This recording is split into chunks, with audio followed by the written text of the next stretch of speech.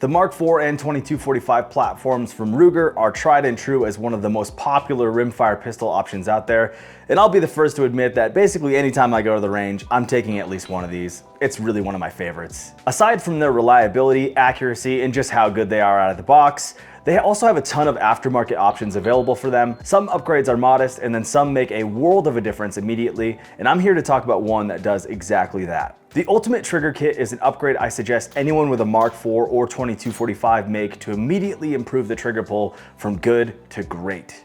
The flat-faced, skeletonized, and textured aluminum trigger has pre- and post-travel adjustability that, paired with our hammer and sear, make a super light, smooth, consistent trigger pull that takes you from about a 5-pound at the factory to approximately a 2.5-pound trigger pull with the upgrade installed. Additionally, a flat-faced trigger just gives you better leverage, which feels really good when operating the trigger. We're going to be installing the Ultimate Trigger Kit into my factory lower today, and because the factory lower has a black and gold theme going on with the gold trigger, I wanted to keep the same color scheme, and we're going to be opting into putting in the gold trigger. I do have another Ultimate Trigger Kit, but we're going to be replacing the red trigger shoe in this one to the gold one. And now I have all three colors. I'm basically a collector. I have the red one, I have the gold one, and I have the black one pre-installed into my Cthulhu.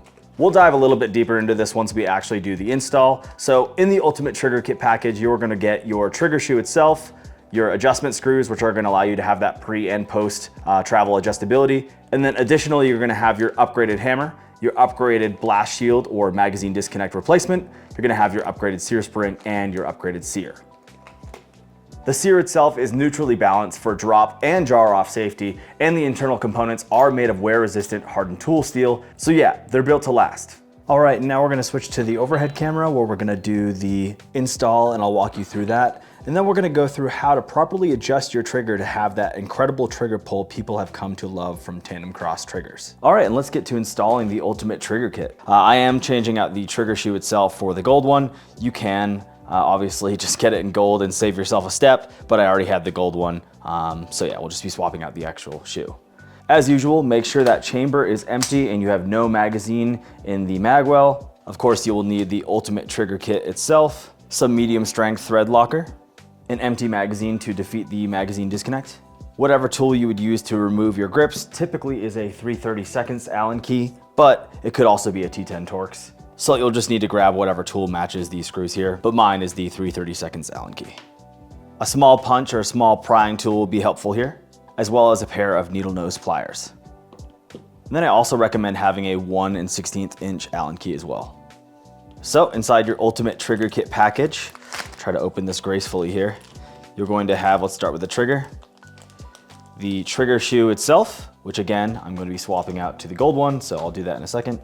And then you're going to have your set screws for your pre and post adjustability, as well as the tool for those. I'm going to keep those in the bag for now because I don't want to lose them. We'll show those in a little bit. Set aside the red trigger, and we're going to go ahead and grab the gold one. And then for the internals, you're going to have your upgraded hammer, your sear and sear spring, and then your blast shield, which is going to be your replacement for your mag disconnect. And next we are going to detach the upper from the lower by, of course, checking the chamber first, and then having the safety on in the on position, in the safe position, and then hitting the button in the back and just hinging the upper off, just like that. The next step of the process is going to be to just remove your grip panels. Again, I'm using the 3/32 Allen key to do this. Once you take off the left side of the grip, you can actually go ahead and just remove your bolt stop as well. Now I'm doing my other side. And now that our grips are removed, we need to drop the hammer. Best way to do that is, of course, we have to defeat the magazine disconnect by putting in a magazine, putting the safety in fire, and holding over the top of the hammer. You do not want it to slam forward. It can cause damage to your pistol. So just gently let it down forward, just like that. Go ahead and take out that magazine. And next, with the right side of the grip facing upwards, we're gonna take our 1 16th Allen key and remove the screw that holds in the safety lever. Just like that, little guy. Also gonna set that aside. And next, we're gonna be gripping the safety lever on the left side, and we're gonna be pulling it out of the frame while wiggling it up and down. There is a spring and a detent in there that we don't want to dump out, so we're gonna be covering this with our hand as we pull it out. And I have a little bit of a bit here I can push to get it started. And then slowly just back it out. And then you will see that there's a little detent here and spring. I'm gonna take those out and set those aside. And next, now that we have that spring and detent out, we can pull this all the way out. So what you just saw there was a little intense. For your install, you may want to put a finger or hand over the top to ensure nothing fully launches out. All of these parts will be coming out regardless, but you'll want to make sure nothing will be reused and gets lost. Let's get back to the install. Your hammer, blast shield are going to come out, as well as your safety plate, leaving only the sear and sear spring down in there. And then once you've got all that out, you can swing your trigger bar forward. Then you're going to have your trigger detent and spring that you can just pull right out. They'll be in that hole in the top of the trigger. I'm gonna go ahead and set those aside. And next we're gonna use a small tool or a punch to just push out that sear pin. Mine's coming out very, very easily. So we'll just pull that out, and your sear and sear spring, unless yours gets caught in the mag well like mine just did, are gonna come out no problem. Old sear spring. Let's set those aside. And then your grip should have no guts in it. All right, and next we're gonna install the upgraded sear spring. What we're gonna do is just use the pin to kind of retain it. We're not gonna push it all the way through because we have to put the sear in there as well. All right, so I'm just gonna get my pin started here just so I have a point of reference. And then again, in that orientation, I'm gonna grab it from the top on that little tiny leg of the spring, and we're just gonna drop it in just like that. And now grab your upgraded sear, and in this orientation, with the sort of cutout being on the left side, again with the grip facing forward, and this little notch in the front, we are going to be inserting the sear down in with that short leg of the spring resting on this little ledge right here.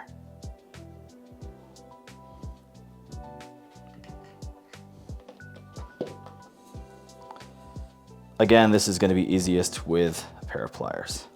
Once it lines up, you can just push that pin right in there. And then because of that spring, it's going to have some sort of resistance moving forward. All right, and now we're going to grab our safety plate, and we need to rotate the sear forward just like this until it snaps in to this hook on the safety plate. So to show you how to do that, let's insert this in there. I'm going to take my Allen key and just push down on the sear until that safety grabs it. You can use your hand to help it out too. And then once it snaps into place, I would still hold onto it for a second until we actually retain it. But as you can see, the plate is actually holding the sear forward. All right, and to actually retain them, I'm actually gonna take that safety lever and just, because it doubles as a pin, just put it in there so we know that these aren't going anywhere.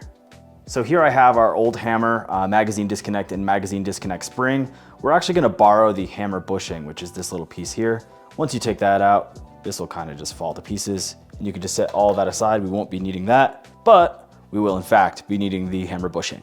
And then to pre-assemble these components, all we'll need to do is take the hammer with the flat side facing upwards and the strut facing downwards, and just slide that blast shield over it like that, and then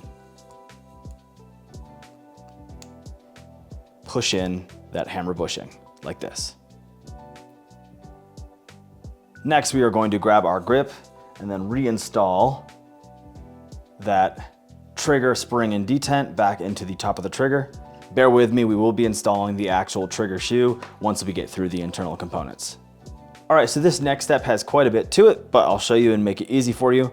First things first, that hammer strut, when we drop this hammer assembly down in, needs to be on that main spring plunger, which is down in the grip here. It just drops right into the top of it. So the orientation is gonna be like this. Of course, this pin we're gonna need to back out a little bit, the safety lever pin, and we're gonna be putting it through the hammer. And then additionally, that disconnect bar is gonna be over the edge of the hammer bushing. So I'm gonna very carefully start to back this out without dumping out that safety plate. We're gonna go ahead and just set up the orientation for it. Now we can drop that trigger disconnect bar. And then next, we just want to make sure that this pin can pass through the hammer bushing, through the hammer and the blast shield, and through the trigger disconnect bar through to the other side. All right, and once we have the safety lever and pin all the way through all these components here, we don't want to push it in all the way because we do have to reinstall that little safety spring and detent. And there's that little hole that we took it out of when we took it out. You can go ahead and just drop that in. And then we'll line up the lever with the hole in the plate and in the frame and just finish it all the way through. Just like that.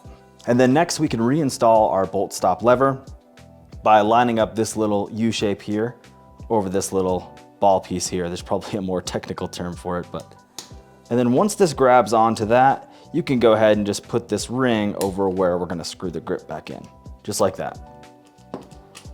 And just to check your work, it should move up and down and you should actually see the bolt stop plate moving with it. And then we'll reinstall our grips.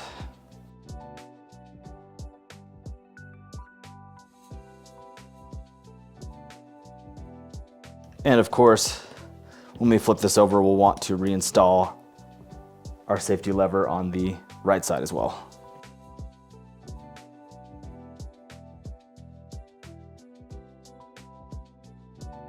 All right, now to check our work, we're going to cock the hammer by pushing it back, engage the safety, and then pull the trigger with our finger over the hammer so it doesn't slam forward. And of course, the hammer is not dropping, which is a good sign because the safety is on. Now, if we set the safety to fire, it should drop the hammer forward, just like that. And now if you were only installing the internals, you can go ahead and just hinge your upper back on there. But because this is an ultimate trigger kit video, we are going to now show how to install the trigger.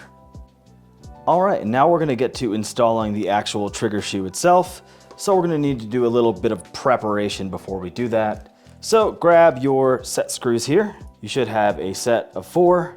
I'm using the Mark IV 2245, so I'll be using the longer of the 2 trigger adjustment set screws.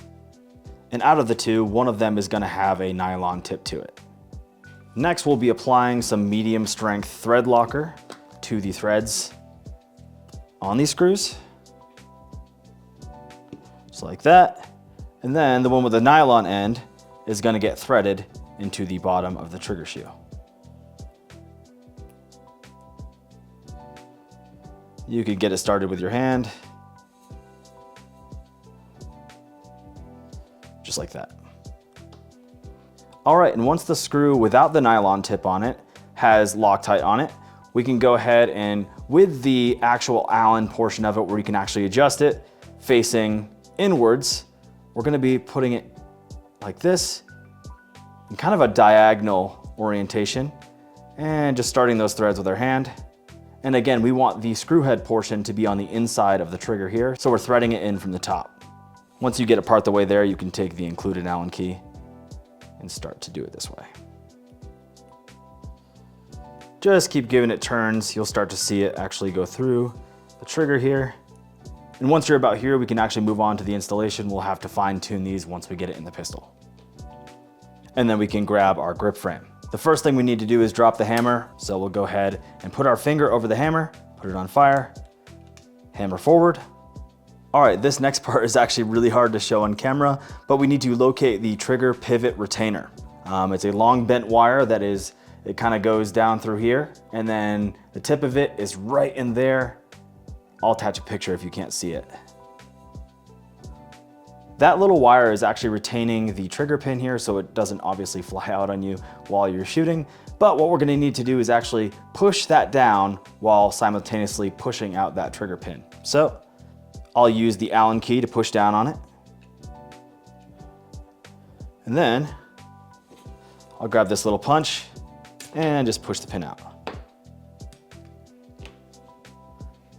As you can see, it's got little like cutouts in it. That's what that little wire form is grabbing onto. Set that aside, we'll need to reinstall that. Once that pin's out, we can actually just lift up the trigger assembly And then you don't need to pull the whole thing out, but you could slide the trigger shoe right off the trigger bar just by pulling that to the left and pushing the bar to the right to the side of the frame. And be careful not to lose that trigger spring and plunger. And next we'll grab our Victory trigger, and we're gonna take that spring and detent and actually install them into the top of that, just like that. Now, we're gonna put the trigger on the trigger bar. Same steps, basically in reverse. Just gonna drop the trigger in, and then drop it down. And now the bar should be pushing down on the trigger spring and plunger.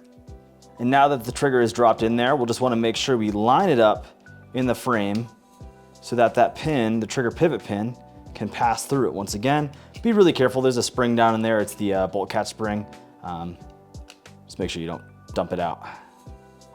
And then once you can see through it, you'll see that that wire form spring is still there. So we're gonna take the trigger pivot pin with the non-grooved end first, and we're gonna push it in from right to left. I'm not gonna push it all the way in yet because we're just gonna get it started. And then I'm gonna need to push down once again on that wire form spring, and then can push it the rest of the way. Sometimes you may need to play with the bolt catch as well, just to make sure that it all lines up. And you'll hear that little wire form spring snap into place, and your trigger is in. So next, we'll cock the hammer, re-engage the safety, hinge on the upper, and then we will get going with adjustments. All right, and moving on to the adjustment portion of the trigger, we're going to go ahead and start with pre-travel, which is this top screw right here. So what I'm gonna do is just thread it in until the trigger shoe itself is perpendicular to the top of the pistol.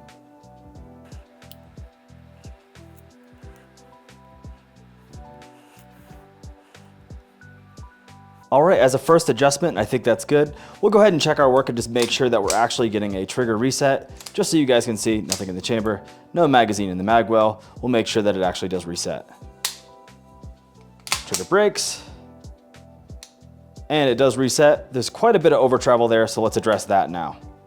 So we adjusted the pre-travel of the trigger by adjusting the pre-travel trigger and tightening it. We're gonna do the same with the over travel screw in the bottom here.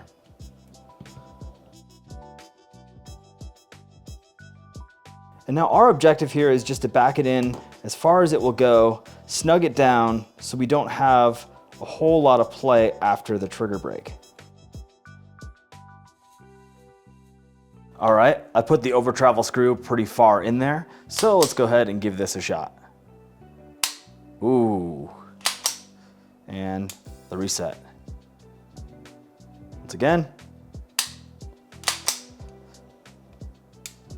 To get as little pre and over travel as possible, it's best to basically overdo these screws until you don't get a reset or you don't get a break, and then just back them up until it's perfect. And then once you get everything functioning, just back it up a little bit more.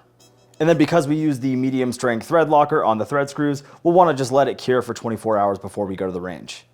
Thank you so much for watching this video. We hope you liked it, and if you did, please hit that like button and subscribe to the channel, and I'll be seeing you guys next time. Thanks so much. Happy plinking.